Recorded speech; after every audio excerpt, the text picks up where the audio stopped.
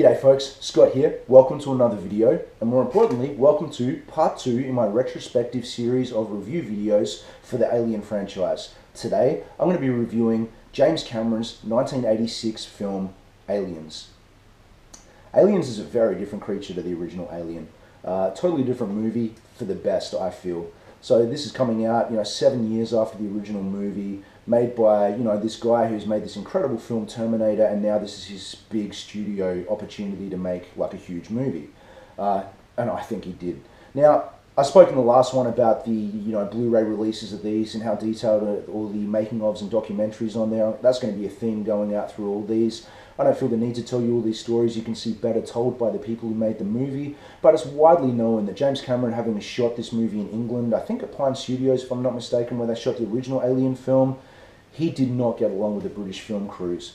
Him coming from more an independent, do-it-yourself, work all day until it's done kind of mentality when it came to making his own movies and being hands-on with everything, I think was really taken aback by the fact that I had this established British community of filmmakers who had been doing it for generation after generation, who had very strict union rules about the way films were made.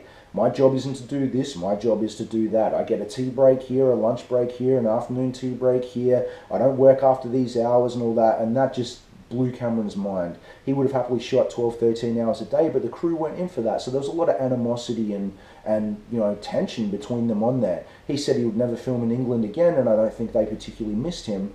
But the beauty of it is none of that tension or hostility showed on film. The crew did a great job, he did a great job, the cast did a great job. It's an incredibly cool movie. Now, I love that this is more of a action-packed roller coaster thriller than it is a stalker slasher kind of horror movie like the first movie was. It's very important that you don't just repeat yourself, and I think they did it, like I said, incredibly well. Now, just a bit of backstory on how I came across this movie when I was younger. As I stated in the original video for the review of Alien, I'd been into this since I was too young to be able to watch it.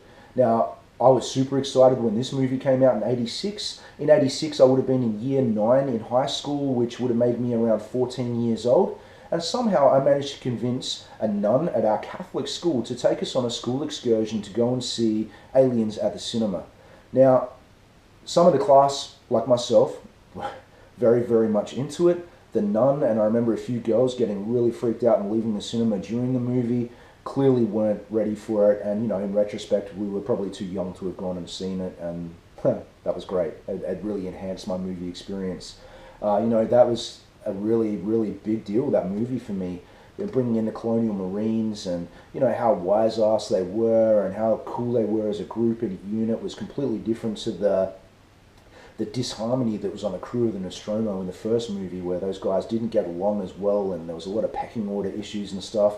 Everybody really knew their place in this film. Obviously, it was all about Ripley again and bringing her back into it, and writing in a very cool way to actually get her back into space again to follow on with the story. Very well done. There's a lot of complaints. People either like James Cameron or they don't like him in relation to his screenplays and his writing of dialogue. I have no problem with the dialogue in this movie, but I know a lot of people who think the Colonial Marines were just too much and their banter was just too stupid and gung-ho.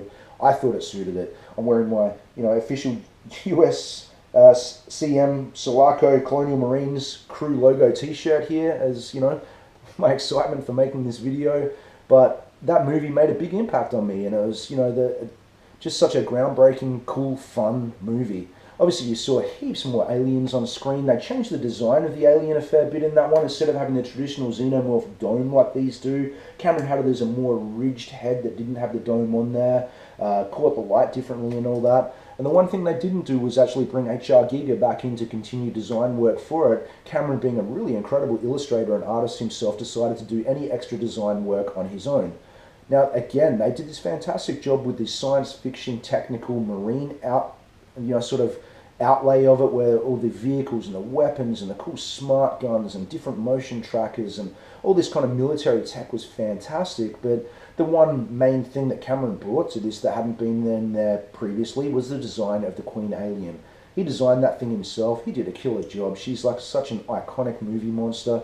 I would kill to have a statue of her one day. There's an older one that sold out many, many years ago, a 1/4 scale bust that's just beautiful, but it's very, very expensive. But again, those DVDs and Blu-rays go right into how they did that, and they show the original car park tests for the puppet of the Queen, and figuring out how to make the power loader, which is that thing, how to make that thing work, and design on screen. And again, all the stuff being done on screen with no CGI at the time just gave it this really tactile, tangible, brilliant look to everything.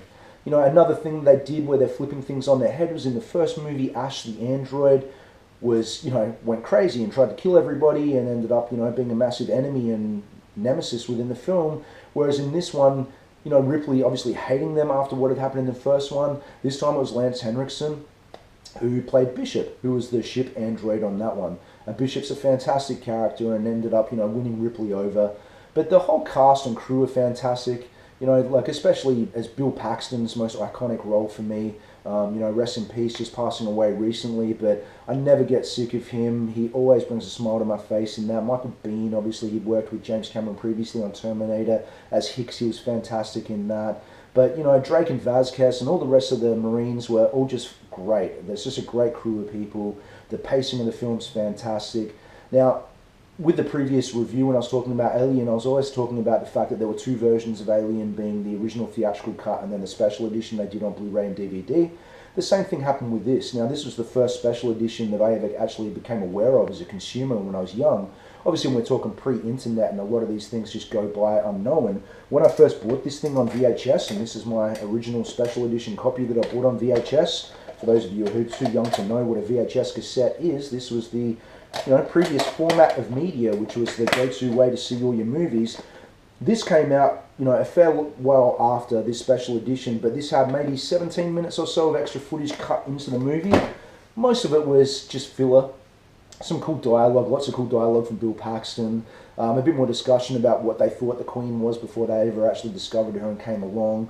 But for me, the biggest part of that actually should have remained in the film and was a really big, important part, I felt, was the fact that in that special edition version, which again is on those discs, when Ripley woke up on the station, after they'd brought her back after a 57-year, hypersleep, and she gets brought to attention before they drill her in the boardroom for blowing up in Nostromo in the previous film, she asks about her daughter, Amanda. Now, that's not mentioned at all in the theatrical cut of the film. It's just in the special edition. But it's explained to her by Burke that Amanda had lived to the age of, in her late 60s, died of old age. And, that was a huge deal, I think, for Ripley as a character, and to explain her actions with Newt later in the movie with the fact that here's this woman who's gone off into space and left a very young child behind, supposedly gone for a certain amount of time, and ends up going the entire lifespan of her daughter without ever having seen her again, and having her die as an old woman, not knowing what had happened to her mum.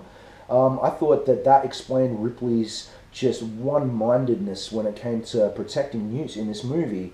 It gave it more levity and made a lot more sense to me. So I think that's one of the most important scenes from the special edition that probably should have remained in theatrical cut, but it was a pretty long movie, and obviously they want to keep movies to a certain length when it comes to cinemas and audiences and stuff, so I get why they did it.